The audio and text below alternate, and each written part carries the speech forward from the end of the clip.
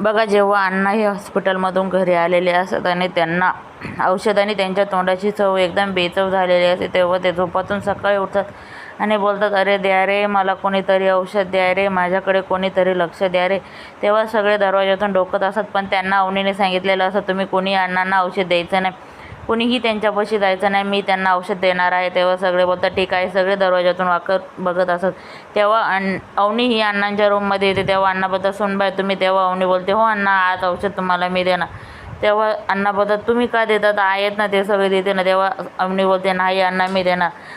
बघू, हे घ्या तुमचं औषध. तेव्हा अण्णा बोलतात, तुम्ही कसं काय आणलं. तेव्हा अवनी बोलते, मला माहिती होतं तुम्हाला हेच औषध पाहिजे होतं ना.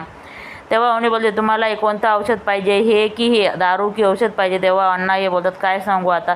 तेव्हा अवनी बोलते, जाऊ द्या, हे औषध कोण पितो, आपण तर दारूच पिऊ, जाऊ द्या, मी तुम्हाला कंपनी देते. तेव्हा अण्णा बोलतात, नाही सुनबाई नको. तेव्हा अवनी बोलते, हे घ्या ग्लास तुम्ही. तेव्हा अण्णा बोलतात, नको. अवनी अण्णांचा ग्लास खाली ठेवते आणि ती स्वतः ग्लास घेऊन प्यायला लागते. तेव्हा अण्णा बोलतात, थांबा सुनबाई, सुनबाईसाठी काय पण मी आजपासून नाही घेणार. No juice, only fruit. मी आजपासून फ्रूटच खाणार. ह्या ज्यूसला कधी हात लावणार नाही आणि कधी आयुष्यात पण पिणार नाही. तेव्हा अवनी बोलते, प्रॉमिस का अण्णा. तेव्हा अण्णा बोलतात, हो, सुनबाईसाठी मी हा ज्यूस सोडून दिला, आता ओनली फ्रूट म्हणजे फ्रूटच.